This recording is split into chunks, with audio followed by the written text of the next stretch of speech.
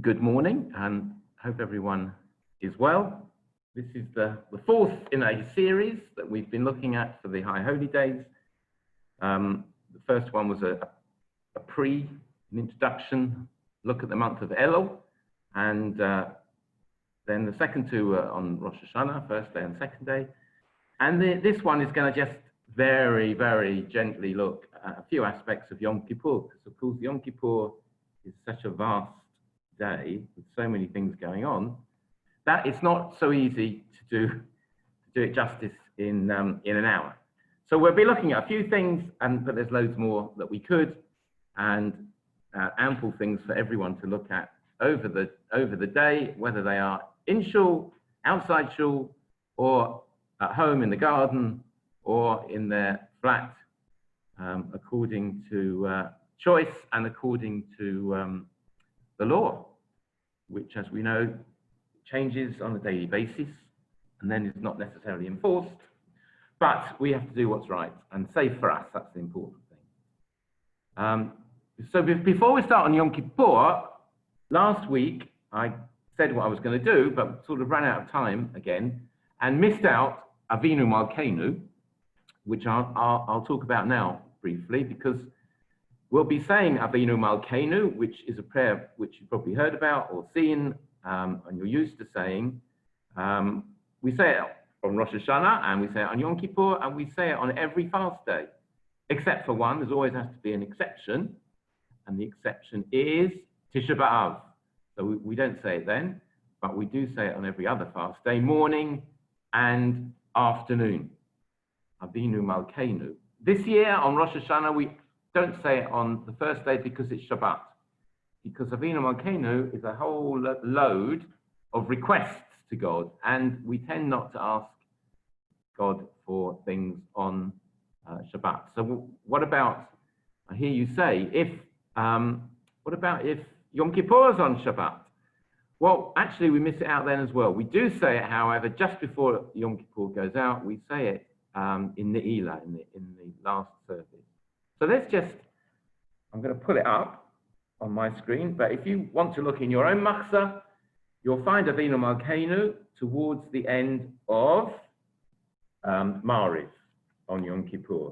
I've got the Koren Ashkenazi edition, it's on page 170. And I'm just going to put it up on the screen. So just give me a second to do that.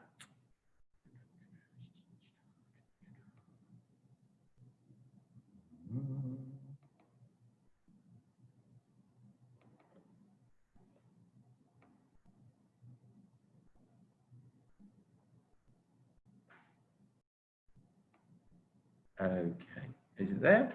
No, it's not there. Hold on one sec, it should come up.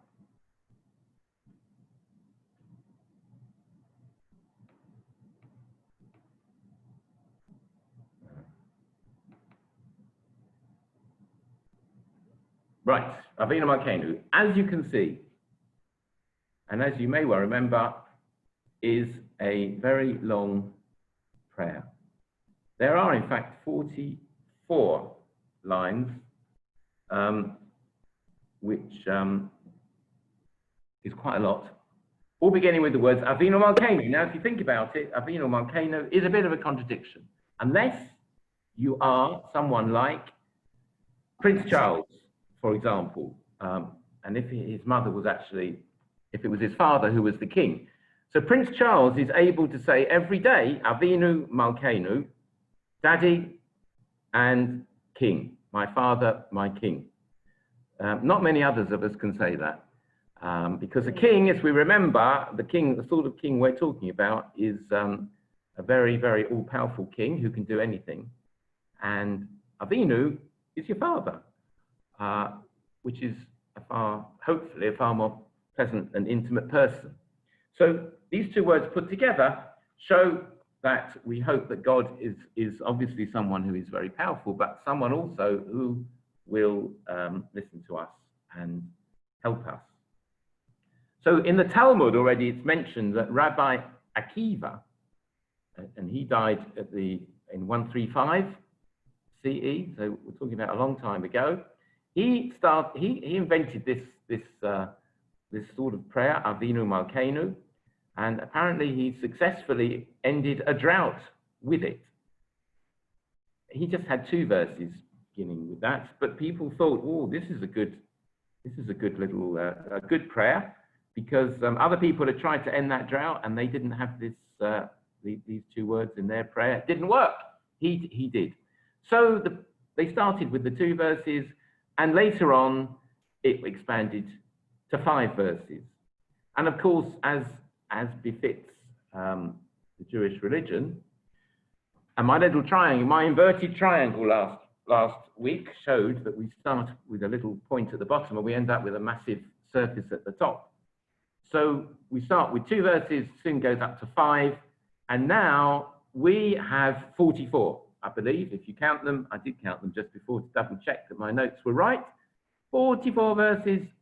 There's another version, another Ashkenazic version that's got 38 verses.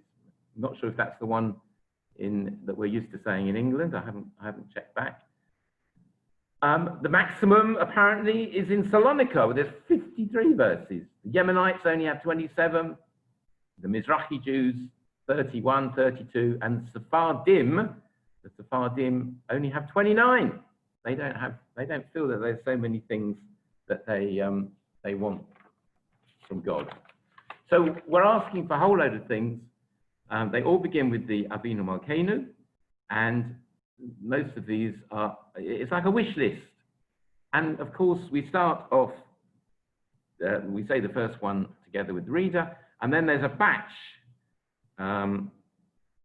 which start here, I think, if I remember, Hachasirenu B'tshuva Shalema, which the reader says out loud, and the congregation repeats. And probably the reason is that these verses actually, after the first 3, when we get to here, we have Zochrenu, and then we have different words for fast days and different words for Rosh Hashanah Yom Kippur, even though Yom Kippur is a fast day. But Kotvenu changes. So that this one for Rosh Hashanah Yom Kippur, for the 10 days of penitence, we say Kotvenu. At the end of Ne'ilah, we change it to Kotvenu Katav, which we all know means write us, write us in the book of life. Hotmeinu on Ne'ilah at the end, we change the words, means seal us in the book of life.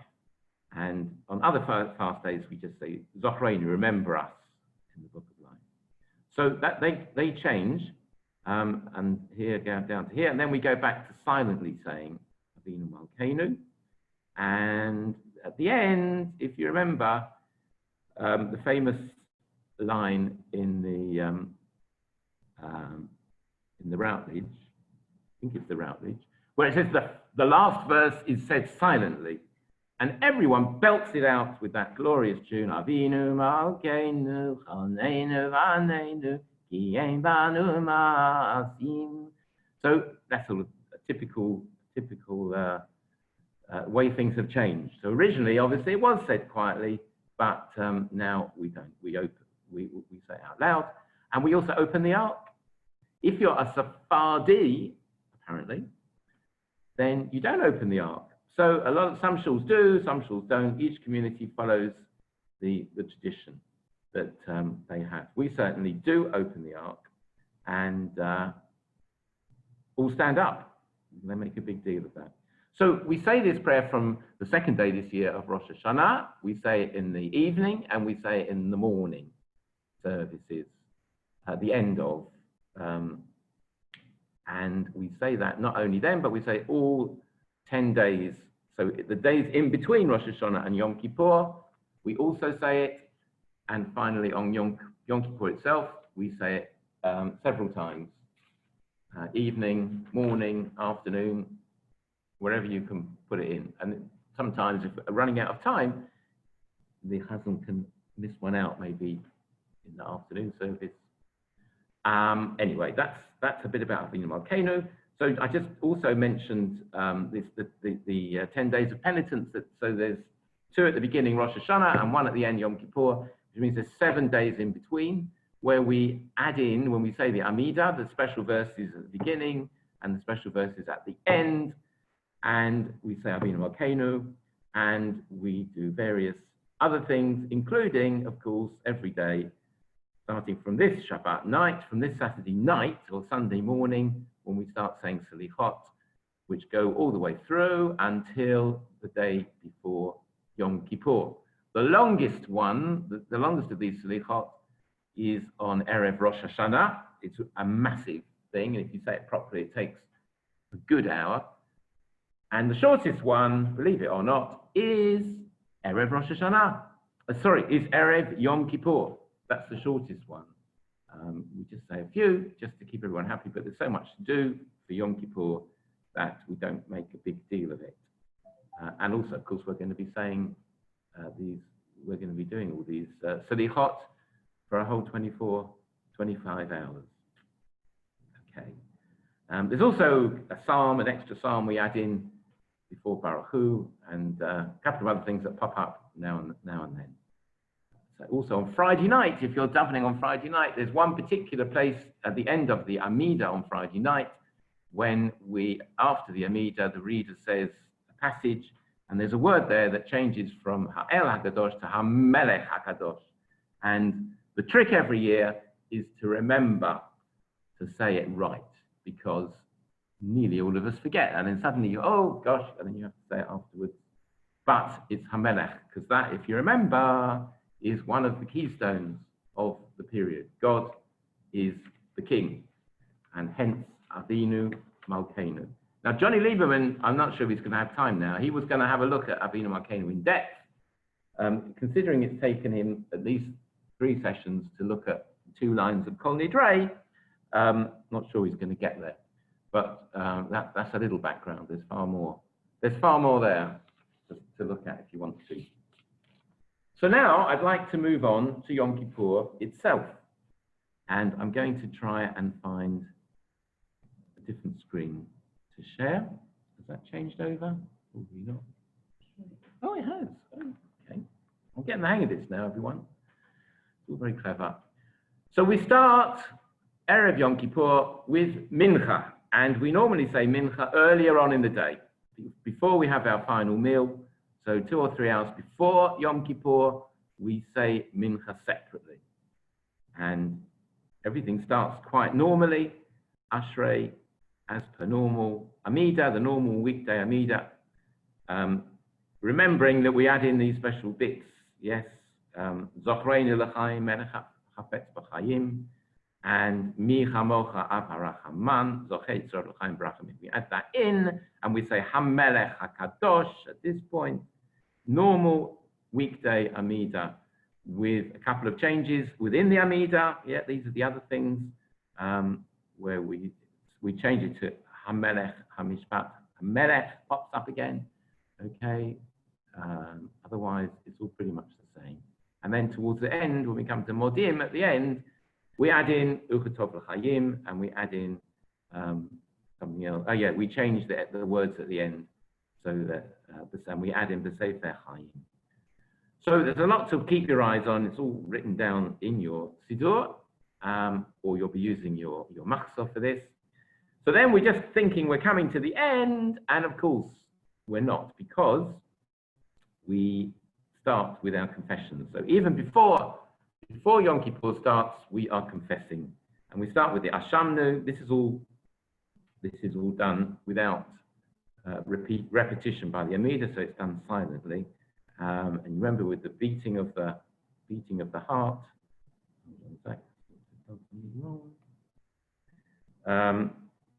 Every time you say the words of the confession, and it carries on with the al-chaitz, all the sins that we've done, lots and lots of sins. In fact, I'll just stop here because we may as well look at it at this point. Al-chait, for the sin that we've sinned. Remember, just about all of our confessions and all of our prayers are in the plural, because no individual has done all these sins. We hope, because there's a huge list.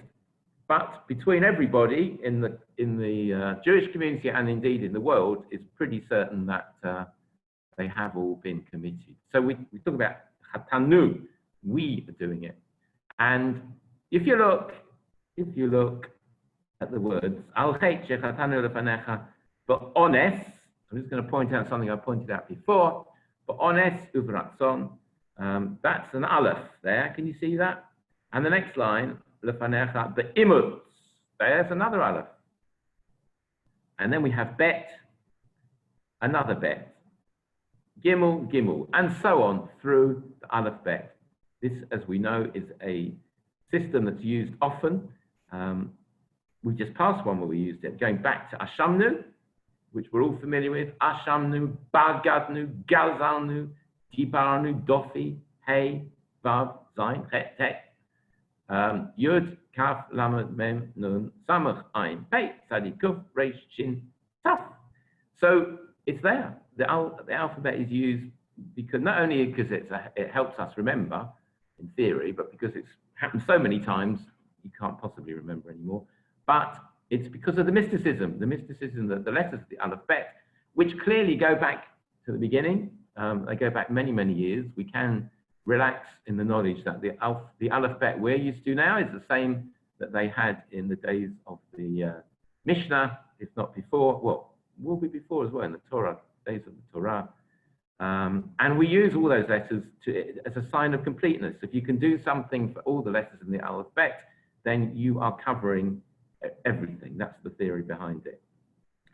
So there we go. We're saying, we are saying here the prayers for in the afternoon service. That's what we're up to. And just out of interest, I'm sure you all know the answer to this.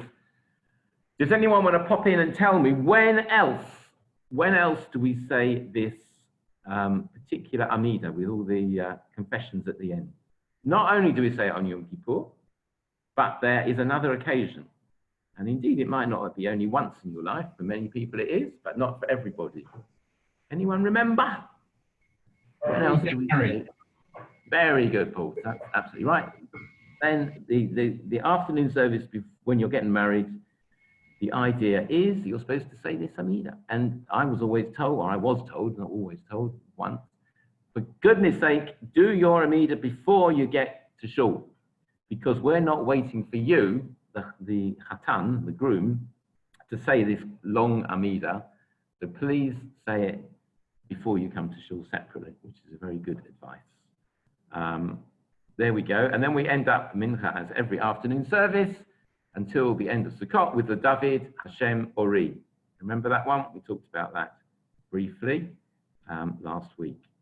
Then we come to candle lighting, and this is also complicated. We have to refresh our memories. There's a whole little explanation here.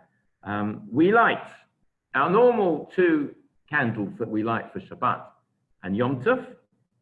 We also have a yahrzeit type candle, a long-lasting candle for Yom Kippur, which lasts for the duration of the Chag. And then we have another yahrzeit candle, local customs may vary, another yahrzeit candle for each person in the household who has lost a parent. So I would light 1 candle for my 2 parents, and Diane would light another candle for her 2 parents. So I suppose you could light more if you wanted to, but that is the general idea. You light 1 for your departed relatives, 1 for Yom Kippur, and the normal 2 for the festival. And over all those candles, we say the Berachot, which are, of course, Sheker Shalom Mitzvah Hadlik Ner Shel, not Shabbat this year, Yom HaKippurim, Kippur, and Shehechianu, because it's another new festival, and we add that in. All very nice. Okay. Then also there's a reminder to bless the children, and well, we're not going to see them, that's pretty certain. So certainly remember when you're Zooming them or speaking to them on the phone before Yom Tov, to give them all, and your grandchildren, you should make a point of giving them the priestly blessing, because it's even more or as important as on a Friday night, do it on Erev Yom Kippur. And it's quite nice, I think, to make sure we do. So try and remember that one as well. And then we will come, then we go home if we're in shul, or we'll stay at home, and we'll get ready for our evening meal, which has to finish, of course, before Yom Kippur starts. So it's not really an evening meal, is it? It's a late afternoon meal. And we're allowed to eat properly. We must eat properly. It's considered to be a mitzvah of its own to make sure that you've had a good meal, fully refreshed, and drunk a lot. Obviously, that's the most important thing before Yom Kippur starts. Now, just pausing to talk about a little bit about the history of Yom Kippur, because at last, ladies and gentlemen, we don't have to make excuses for Yom Kippur existing, as we did with Rosh Hashanah, when we discovered that it barely had a mention in the Torah, and it really is quite a late invention. Same thing happens for Simchat Torah. Gets no mention, and that's definitely a late invention, but we make a big fuss of it. The same thing happens for Shavuot. It's a little mention in the Torah. For Sukkot, it's okay. It's pretty well spelt out, and certainly for Pesach, we know what we're doing, what the festival's all about, because the Torah tells us in some fair detail. But for Yom Kippur, it's really the best one, because Yom Kippur is something that's been going for a long time. And I suppose that could be one of the reasons why it has such an impact, and why even today so many people want to be involved with Yom Kippur, even though they might not be involved with the rest of Judaism. So it really goes back to day one. And it goes back to one of the most terrible things that the Jewish people did. And that was after they came out from Egypt, and they had all these miracles, and they were okay, and they had to wait, if you remember, 40 days. Whilst Moshe went up Mount Sinai to have a chat with God, and they were expecting him back. Did they miscount? Did he miscount? And in that day, after the 40 days, they all lost faith, and they all decided to they had to do something. And Aaron sort of came up with the idea to build this golden calf. And of course, that was really not the best idea. That wasn't the best thing to do. And when he came down, he wasn't happy, and he smashed the Ten Commandments, the 2 tablets of stone. And God was not happy at all. And he really wanted to just say, look, you know what? I think I've made a mistake. Let's just cancel the whole thing. Moses managed to convince him not to do that. And the words used there were Hashem, Hashem, Kel Rachum V'Chanun. That's sort of where it all comes from. Hashem, Hashem, Rachum V'Chanun, which we're going to say so many times on Yom Kippur. So after they'd done the sinning, and Moses did the praying, and God actually said, okay, I forgive you. He then popped up again for another 40 days, because he liked it so much the first time. And this time, he did come down with the 2 tablets from the mountain, and apparently it happened on the 10th of Tishrei, which was known forevermore as the Day of Atonement, Yom Kippur. And that was the first one, the first Yom Kippur, all happened around then.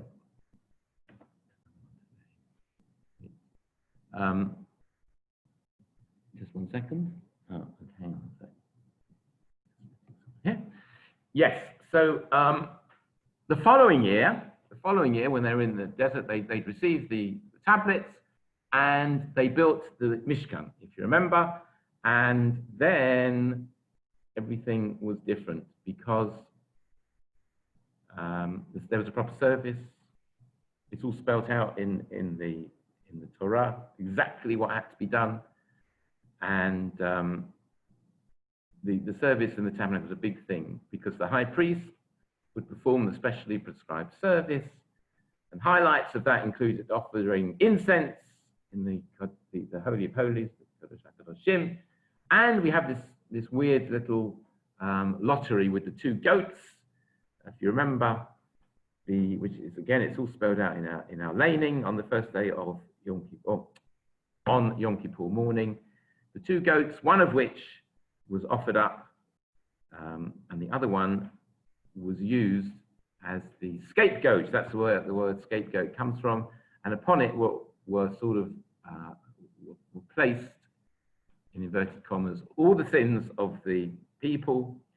And that goat, who thought he was the lucky one because he didn't get killed for the sacrifice, he then gets taken out into the desert, chucked off a cliff, and he ends his day, or it ends its days, together with hopefully all the sins as well. So that's the story of the 2 goats. It's not a good day for goats, Yom Kippur. But that was what has happened over the years. No longer. Once the temple got destroyed, that disappeared. Although Tashlich perhaps is a little reminder of what happened then. So the practice with the high priest wearing his ornate golden clothing and then changing over to wearing white clothing. And there we remember that. We also reflect that by wearing some white clothes, and many men wear kittles if they've got one. That harks back to the high priest's time. And the practice continued throughout the first temple. And then when the second temple was built, throughout the second temple, and all through those periods of time, really the Jewish people had it quite easy because they didn't have to do so much that we have to do nowadays. They left it up to the high priest. It was up to him to make sure that God listened and forgave everybody. And it was all done through him. And therefore people respected the high priest, and they all came along to make sure it was all done properly.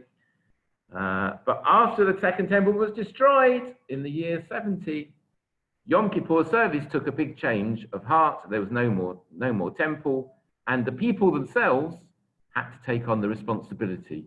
And that's where everything has developed that we're used to seeing in our Yom Kippur service in our Machzah. Because it's really what we think now and what we want to pray and what we want to do with the day that counts. No one is doing it on our behalf anymore. Okay, so there we go. Just to remind you, just to tell you that there are 5 places in the Torah where Yom Kippur is mentioned. So it's a much more healthy number of times. 5 places where it's mentioned in detail, as I've said, it's all spelled out, including the fact that we have to afflict ourselves on Yom Kippur.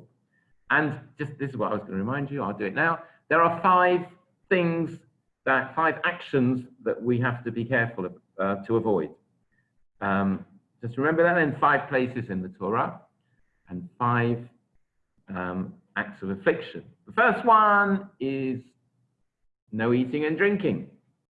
Unless, of course, we have to remind ourselves that some people have to eat and drink for their health reasons, and other people may need to eat and drink if they feel bad during the day. And no one must ever feel bad. Oh, you do, one obviously does. But if you are going to be eating and drinking for health reasons, that's absolutely fine.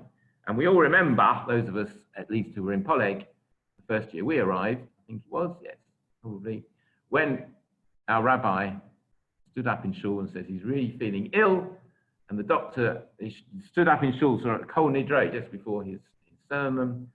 I've been advised to, I have to drink. And he stood up in front of us all, got out his bottle of water, and had a drink. We couldn't believe it. And then he spent that night in hospital. And don't forget, he actually made a bracha before he drank. Absolutely, that goes without saying. And he then had to spend the night in hospital and heroically walked back from Sants to Poleg, which is no mean feat, even with your. But anyway, he managed it, and then he taught us a very important lesson, and one we should always remember: that looking after yourself. If you really feel bad, don't take it over the edge. So that's the first thing. The second thing is wearing leather shoes is not allowed for Burton. So of course, in days have gone by, leather shoes was what everyone wore. You got your shoes from the cobbler, and it was always leather. and certainly on high days and holy days. Otherwise, during the week, you might be wearing cloth, wooden clogs maybe, but certainly if you wanted to look smart, you'd wear leather shoes. Nowadays, not so much, because leather is so expensive. Everyone has all these different materials. But we have to make sure we don't wear leather, and that can be hidden away within a shoe. You don't even realize it. So make sure yours don't have leather on. We can go barefoot if you want. Apply lotions or creams. Not supposed to be doing that.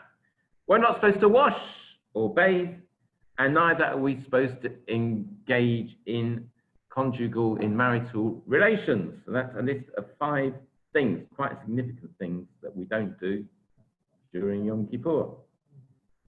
Again, for safety, and especially in COVID days, we have to make sure our hands are washed, and there's no getting away from that.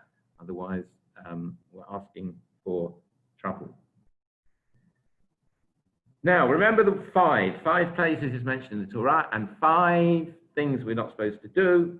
Well, there's another 5, and the 5 is the number of services that we have on Yom Kippur.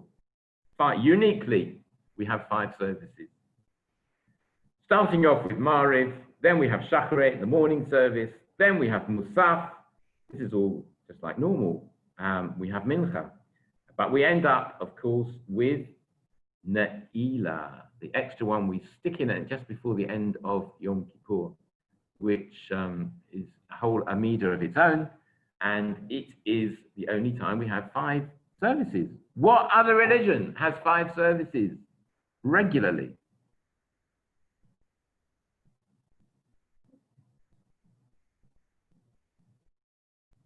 Islam. Correct.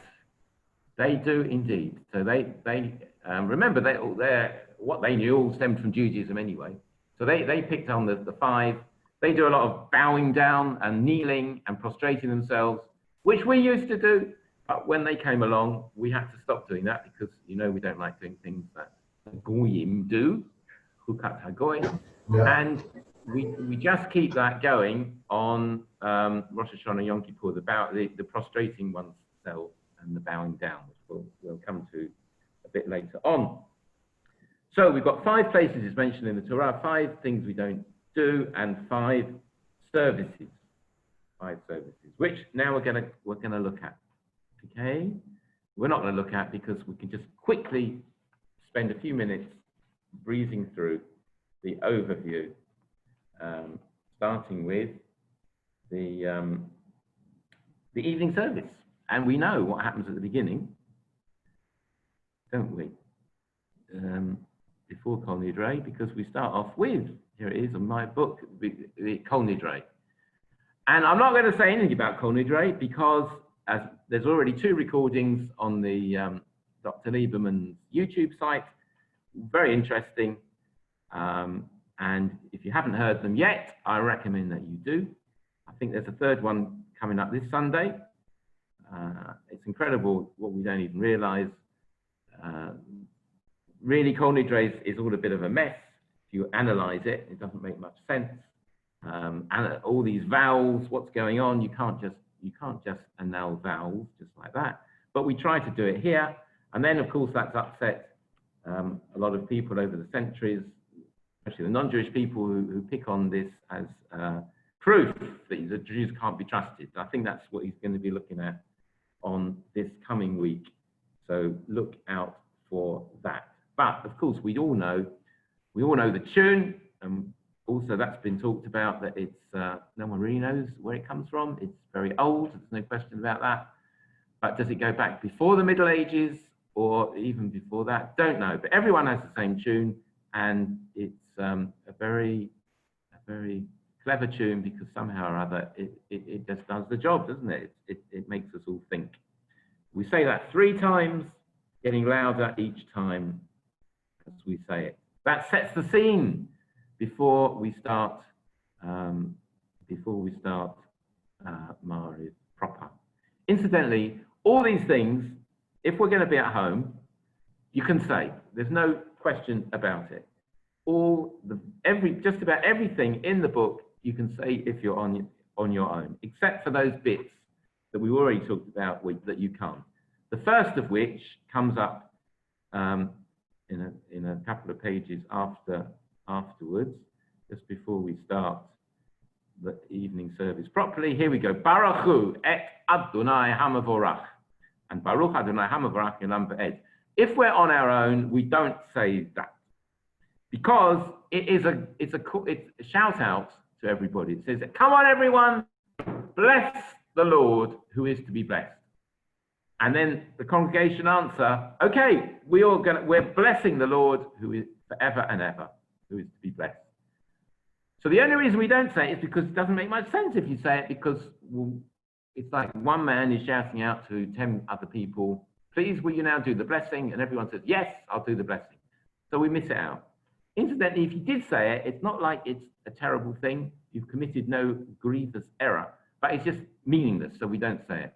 And of course, the next thing we don't say, we have to remember, is that we don't say the mourner's Kaddish, and we don't say the reader's Kaddish, and we don't say the Kedusha, and we don't repeat the Amida. So it's all to do with Kaddish, because again, that's response between reader and congregant, congregants, for which you need at least 10 people. We don't say them. Everything else really, there's really very little that you shouldn't say if you're on your own. But here's one. If you remember, we add in if we're on our own. If you're looking at on the screen or in your book, before we get to the Shema, in the evening and in the morning of Yom Kippur, and on Shabbat for that matter, we add in these words, El Melech Ne'eman, before we say the Shema, God faithful King, which if you remember, some people say, if you look at the first letter, it's Aleph Mem Nun. We've just said a baracha, Baruch Atah Adonai, or Hev Amo Yisrael. We can't say Amen to our own baracha. That's the rule, because you can't agree with yourself. Well, you can agree with yourself, but it's futile. So we don't say Amen. But by saying El Melech Ne'eman, we are sort of saying Amen to that bracha, even though we don't actually say Amen in that bracha before the Shema, but that's irrelevant for the moment. Shema Yisrael Adonai Eloheinu Adonai Echad is said as usual, and then the following verse, Baruch Shem Kivod Malchutol Yolam Va'ed, which we normally say quietly, because it's not in the actual Torah, it's not in the Torah version of the Shema, but here we are, we add it in, and we shout it, we shout it out as loud as we can. I've never seen a really convincing reason, but you can make your own one up. Like some say it's to do with the angels, some say it's to do with Joseph and Jacob and something that happened. And there's various things. It's nice, we do it. We're like angels, so we're allowed to say it out loud, even though on a normal day, when we say the Shema, it's the angels up in heaven that are saying, Baruch Shem Kivod Malchutol Yolam Va'ed. Now we're going to come to, after having said the Shema, as usual, we flick through, and there's a few verses to say before we get to the Amida.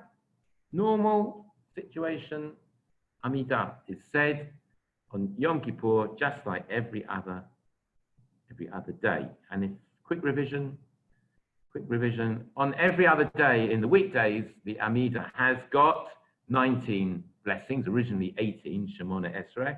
We added one in. On Shabbat and festivals, how many barachot do we have? We have always the same 3 at the beginning and the same 3 at the end, which is 6. And we have on Shabbat and festivals, we have 1 in the middle.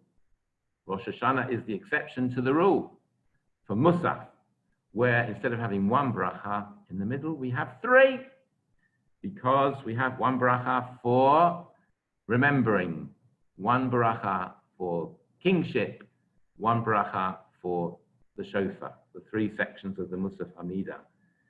Yom Kippur is not an exception, so we go back to the standard rule. Just remember to add in the extra verses at the beginning of the Amida. Don't say there's no, we're in the night service, there's no Kedusha. We just say, there's Uvachein. Remember, we talked about that for Rosh Hashanah, the 4 special introductory verses. Uvachein tein pachtecha, uvachein tein kavod, uvachein tzadikim. Then we go back to the standard wording and adding in Hamelech HaKadosh, instead of Ha'el HaKadosh. We come to one bracha. However, this bracha is rather unusual. Here's the bracha. Oh, do that. Here's the bracha. Why is it unusual? Because it's so long. It goes on forever. It says, Baruch Atah Hashem, Melech mochel v'solech l'avonotenu, v'l'avonot amo Beit Yisrael, uma'avir ashmotenu, b'chol shana v'shana. Take a breath. Melech, there's Melech again, al kol ha'aretz, not just the Jewish people, but over all the world. Mekadesh Yisrael v'yom HaKippurim.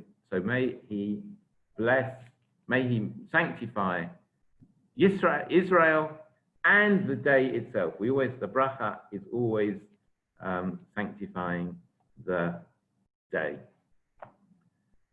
Whether it is on Shabbat, whether it's a festival, or whether it is on Kippur. So unusual that it's so long. And it's just asking God, reminding him that Yom Kippur is a day for, Soleach, forgiveness, our sins, and remember our confessions year on year. It's unusual because of its length. And then we come towards the end, and then we add in our extra bits. And then, of course, we do again the special al-hates and so forth. Again, these are all for us to see, even though they're in the first person plural. Hashamnu al-hate. Oh look, al-hate. What does it say here? Did I say that already? I can't remember. Aleph, bet, yes I did, right. So it's still the same. Aleph, bet, all the way through, all the al-hates, and we say that even if we're on our own, and we go through to the end as usual. If you're in shul, then there are some things that the Chazan adds in. All these things have been added in over the years. And if you think about the first one that happened in the wilderness, it would have been quite a short emotional occasion with the Kohen doing his job. And after the temple was destroyed, we started to develop the prayers. We have the basics, the Shema, the Amidah, but then we've added in, and in fact, we've added in so much. Some of you may remember, that we used to say so many prayers. There was never a break in the day. We started davening at 8 or 8:30 in the morning, and we finished at the very end. Constant prayer, constant singing, constant whatever it might be. No time for a break. Indeed, there was often not time to get in all the bits that were there to be added in. And the Chazan often had to rush or gabble away in order to make sure, for example, Ne'ilah, often you had gabbling away to finish it in time because he knows that everyone's going to walk out if he doesn't finish it in time.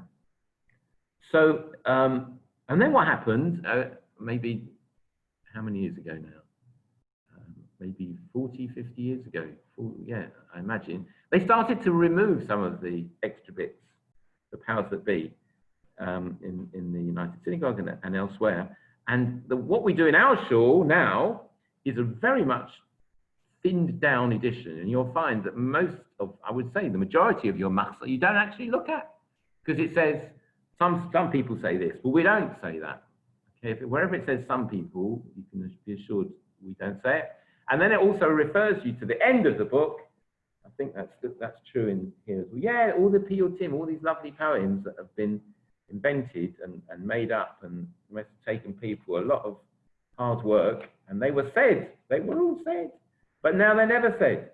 So if you get bored, just go to the end of your machzor, and you can say them for hours. They're not even translated in the book I'm looking at, the Koren. Not even translated, which is a bit of a shame for them, but they're there for those people that are really keen. Yom Kippur prayers, or they feel they've got a lot to pray for, I suppose. So that's a change in the other direction. Having built up Yom Kippur from very little to massive, it's coming down the other side of the mountain, and it's now much thinner than it ever has been, I would suggest, which enables us to have this massive break in the afternoon for better or for worse. So now I'm just moving through, and because I want to get to Shacharit now very quickly. And Shacharit, if you want to look at it in your book, in your own book, starts in exactly the same way as normal. We have the Pesukei de Zimra. We have everything as we would normally say on Shabbat. And at the very beginning of the service, there's a line for the Shema in the Pesukei de Zimra, if you remember. And even there, if you're with it, you have to remember to say Baruch Shem Kivod Malchut Olam Va'ed out loud. That's at the very start of the service. And then we come to the Shema, we come to the Amidah. It's the same as the night before. It's not difficult because it's the same as the night before. If you're in sure with the repetition, that's when it all gets a bit different, because that's when the Chazan introduces some of these piyutim, some of these special poems and songs, many of which we know the tunes for. We like to join in with the tunes, not necessarily knowing what we're saying, but they're all to do with us saying sorry for what we've done wrong and asking God to forgive us. And we're not going to have time to look at any of them. So that's something for you to do on the day, before the day. Read the commentaries, definitely read the English. Don't drive yourself mad with the Hebrew, because it really won't mean that much in many cases. So then I want to just get to the things that change. And the first thing that changes is the laning, of course. I don't know why I'm still on, keep moving down, I'm still on Mars. Oh, here we go, here's Shacharit.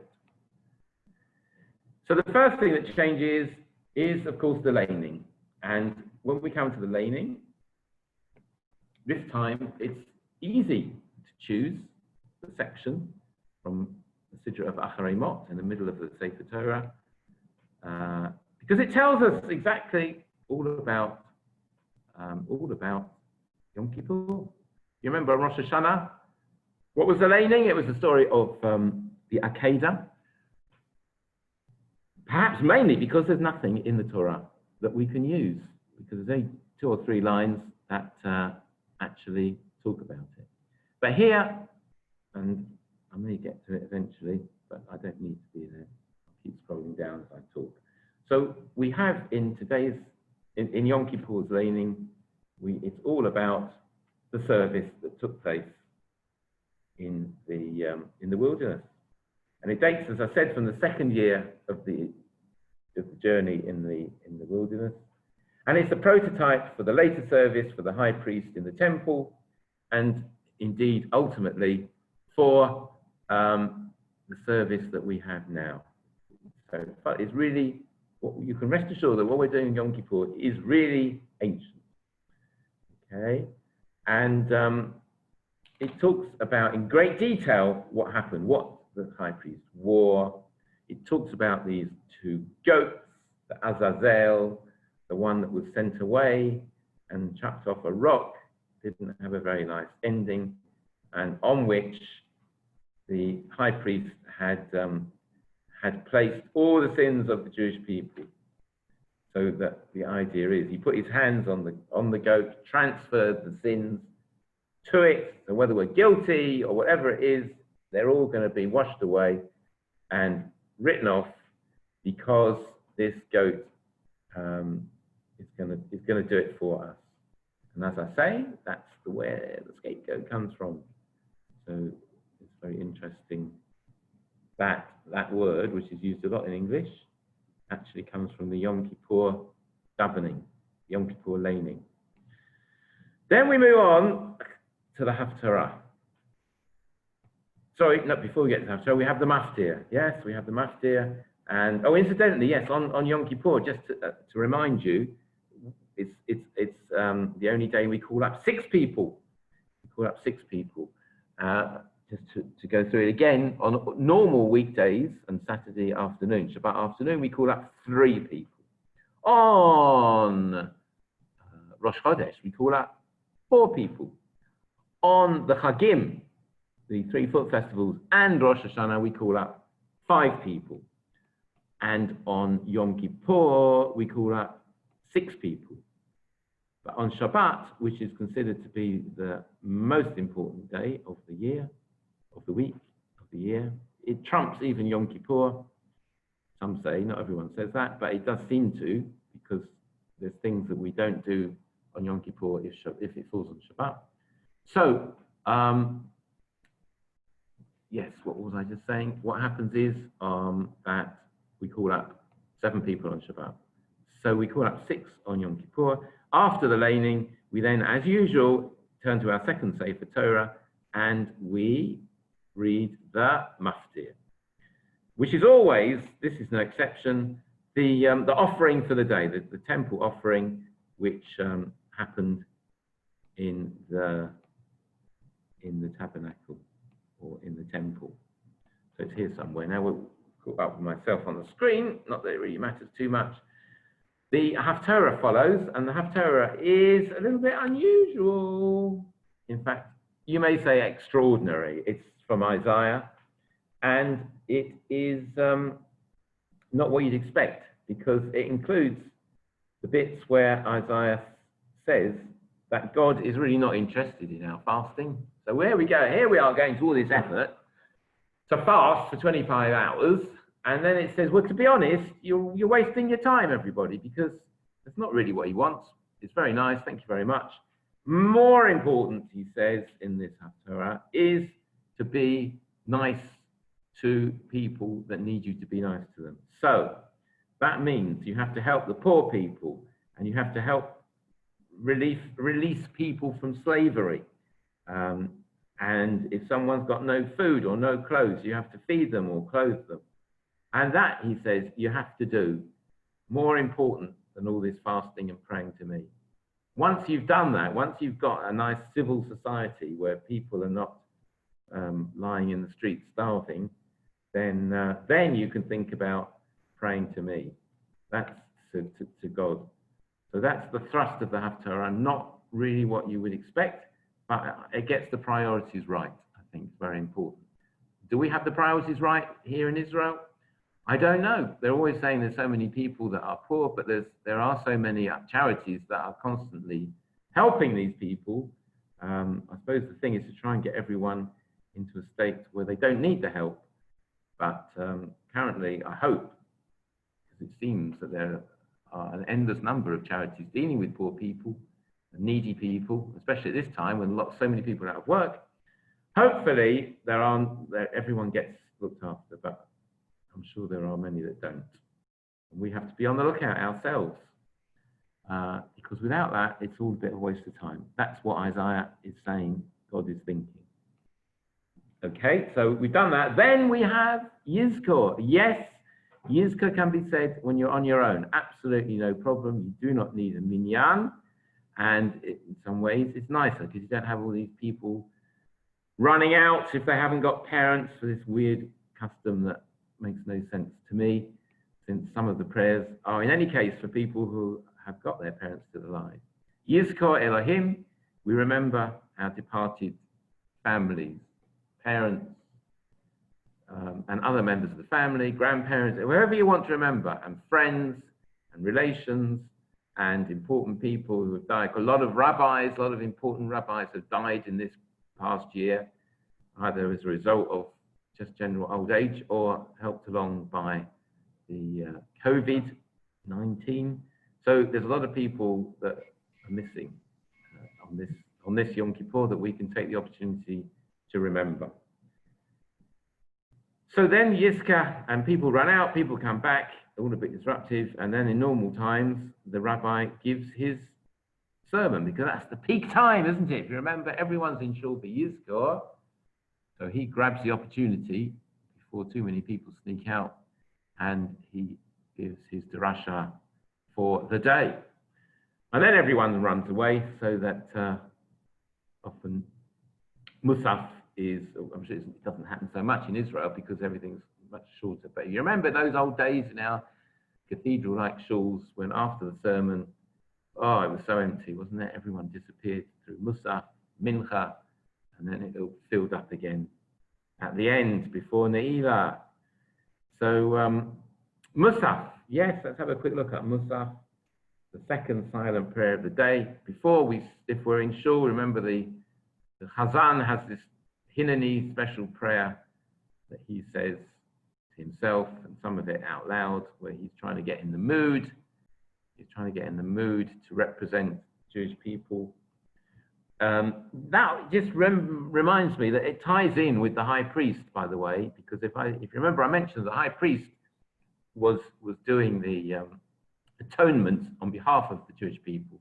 So a lot of the job that the high priest had to do is now taken over by the Chazan, and a lot falls on his shoulders, and that's why he has to be the right person to do the job, and he has to get himself prepared and has to remember at all times that he's not only davening for himself, but for everybody who is in his shul at the time. And that's what this very nice prayer worth reading in English is all about. And he ends up with half a bracha, Baruch atah shomei tefillah, because it's not a real blessing. You miss out the Adonai bit, which some people do also when they're saying the prayer for traveling. Remember, it's all a bit weird, but there you go. Musaf is the same as you'd expect to happen on a normal Musaf. Same sort of words we've been used to before. We add in the section to do with the sacrifice, the sacrifice of the day. Here we are. If it's Shabbat, you add in this bit about Uviyom HaShabbat, when we offer up 2 sheep and blah, blah, blah. Well, it's not Shabbat this year. We don't need to worry about that. Uve'asor lachodesh hashvi'i, on the 10th day of the month, of the 7th month. That's Yom Kippur. And this is what we've already said in our maftir, and we repeat it here in Musaf. And then, okay, so we say our penitential prayers at the end, and if we're in shul, we come to the repetition. It's very simple, but of course that's when everything goes really a bit mad, with loads and loads of different poems and songs. Starting off with Unatana Tokef, which we did that on, if you remember, on Rosh Hashanah. We looked at that last week. And Aleinu, which is here again, I think, if I remember rightly, somewhere or other. And we do our first bowing to the ground when we say Aleinu. Unatana Tokef is there for Rosh Hashanah. So again, if we're on our own, it's nice to try and sing the tune, even if we're on our own. It makes it all much more meaningful. And then we carry on, and we carry on through the Amidah, and we come to the, sorry, it's taking a long time to do this. We come to the next big bit in the repetition. There was Aleinu, which is the reenactment of the service in the tabernacle, in the temple. So it's very unusual that we do this. The Avodah service, it's called, and we just go through the whole thing. We've looked at it in the laning, and now we actually reenact it. And it's a long service, lots of words. It's all detailed there. The Hebrew is nice Hebrew. The English is quite difficult English, unless you've got a modern Machzor, then it's worth trying to read and see what they did. It's a really detailed summary. And it's exactly as happened all those hundreds, nay, thousands of years ago. Pretty sure that it hasn't changed. And in place of the things that they used to do, no, not in place, this is what they used to do. When the high priest used to shout out the special name of God, which we don't do anymore, he shouts out the for HaKohanim, the Kohanim and the people were standing there, and he this, remember that? He says all these bits, the congregation repeats, and then we have the bowing to the ground bits, where we say, somewhere or other, Baruch Shem Kavod Malchut Yolam Va'ed, that famous expression, and we say that 3 times.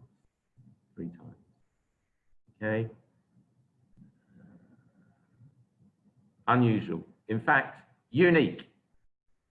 Unique. Just remember, we're supposed to put something between us and a concrete floor. Not supposed to bow onto the actual floor. Not supposed to bend, to put our knees onto concrete. Should be a blanket or a mat or something like that. So this is very unique. Well, you can't say that. This is unique. It looks at exactly what happened in those old days, and it includes the slaughtering of the animals, and the high priest would make the confession, and when the people heard, they bowed down, as we said. We also have here the story of the 10 martyrs, which is sort of repetition from Rosh Hashanah, which is another long, detailed section.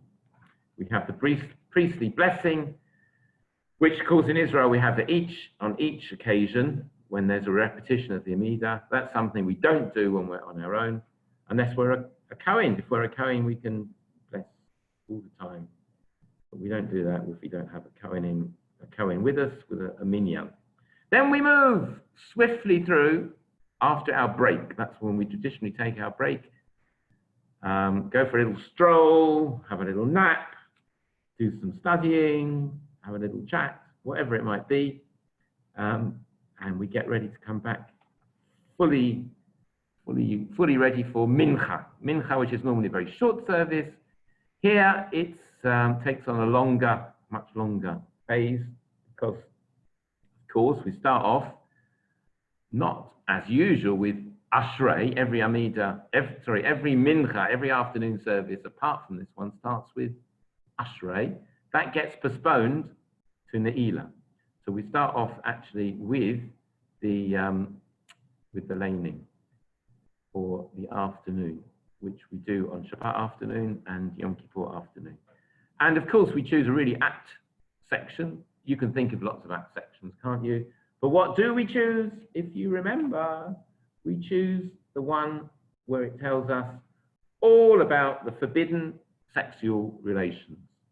Because our rabbis, who decided to put that in here, believe it or not, whatever we think of our rabbis, they are human, and they realize what drives most people and what is the most common area where people go wrong, which is perhaps in the area of sexual relations. So we have a whole section, sexual section, which is not in any way censored, telling you exactly what you're allowed to do and what you're not allowed to do. Some of them are pretty obvious, like with your mother-in-law, sort of thing. That's all there. And other things are perhaps not so obvious, but it spells out what you can and what you can't do. And then we move on to the speciality of the day, especially if you're the person who's been asked to do it, which is the Haftarah, which is this massive book. Well, it's a short book actually, but for a Haftarah it's massive, of Jonah.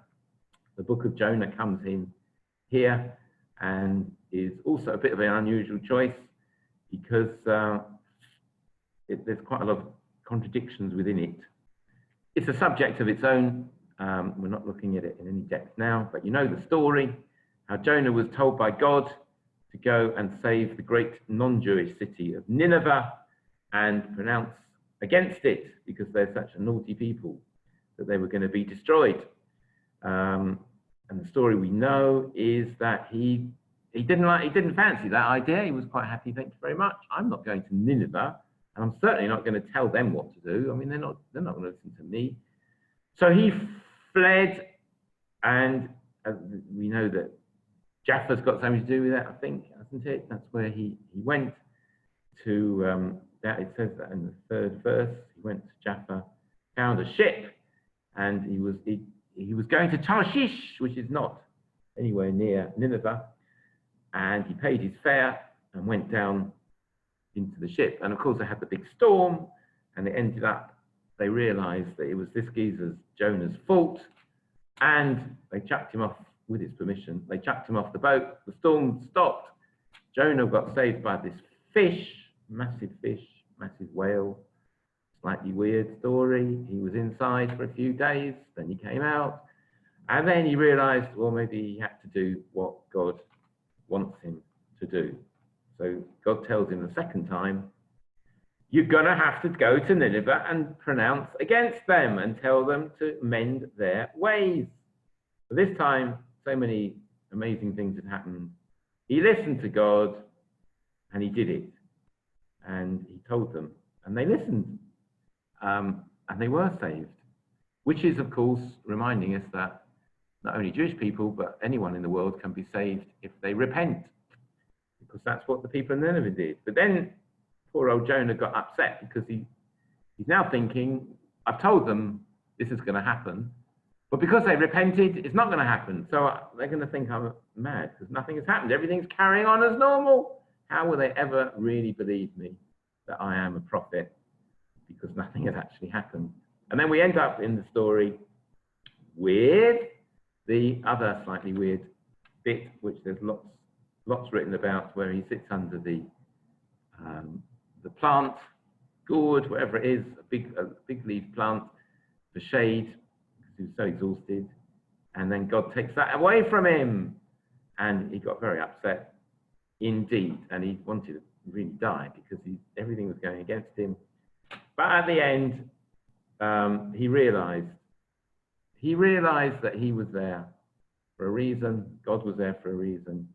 And God said, you know, you're caring so much about that plant, which gave you a bit of shade. So you've got to be much more considerate about people. And I care, says God, much more about the city of Nineveh than I care about your giving you shade. Because that had 120,000 people. And if you hadn't gone and told them to mend their ways, they would have all got killed. So you've saved them. Well done. And we end up with him feeling a bit happier about himself. So that's a quick look at that. Again, if you're on your own, look at the Haftarah. If you're at home with more than one person, why not read it out as like a play? You know, one of you reads a few bits, the other one reads it, act it out, make something of it, because it's a lovely story. And instead of just looking at it half-heartedly, make it into something, a feature of the day. And I'm sure if you do that our friend Jonah, who wasn't the happiest of chaps, he'll be pleased that the job that he carried out is still remembered, even today, by people reading out his story. So then we have another Amida, but it's all a bit shorter. All the extra bits are reduced because everyone's is realizing that the day is drawing to a close, and we have to add in our extra final prayer, our fifth prayer of the day, which is Ne'ilah, which means closing, the closing prayer. So let me just see if I don't really need to. Again, it's all here somewhere. It follows a similar pattern. It was called Ne'ilah because it's said in the closing moments of the holy day, as the sun is setting, and the gates of heaven are clanging shut. That while the gates of heaven are closing, we are on the inside. And right now, every one of us is as close to God as we're going to get in our lifetime. You know, you do feel if you've been praying and thinking about it all seriously, you do feel at Ne'ilah quite perhaps different than you do other times of the year, a bit closer to God. And then we should savor that moment, think about what we've been up to in the last year and what we want the year ahead to look like for us. That is to say, what is within our own power, because as we know, a lot of things are no way in our power, but we have to make the best of whatever job is chucked at us. And we have the final Amida, which is shorter than the others, you'll be pleased to know.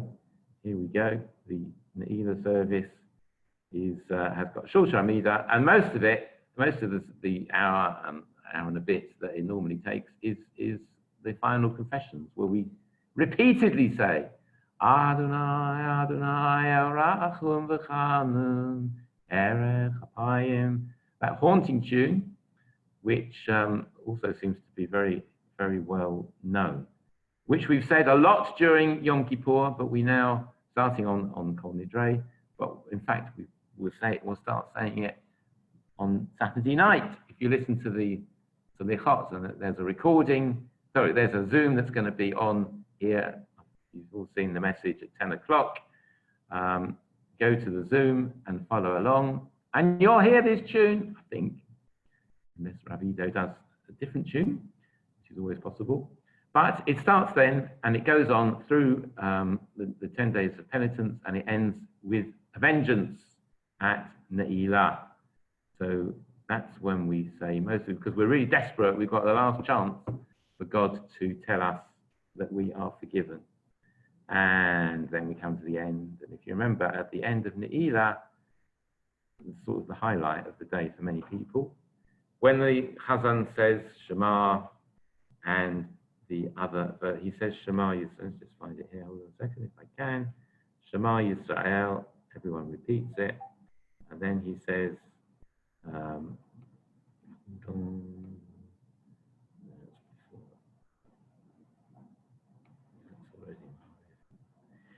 he says, yeah, Hashem Hu Elokim, he says that 3 times and everyone repeats it. And, okay, I've lost it, never mind. Finally, 7 times, no, sorry, we say once Shema, then we say Baruch, Shem Kivod Malchut Yolam V'ed 3 times, and Hashem Hu Elokim, 7 times to end the day, which we then finalize with blowing of the shofar. We always used to do it in England after Mariv, because that would hopefully make people stay on a bit longer. I think in our shul we normally do it before Mariv.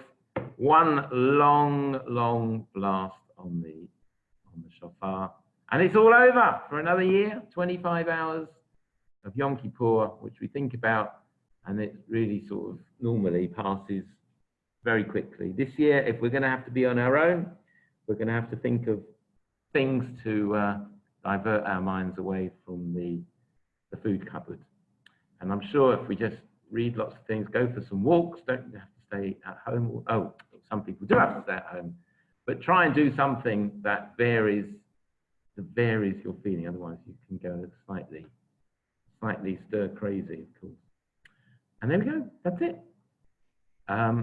People who are going to build a sukkah, some people go straight out and build it. I hope that's been of help.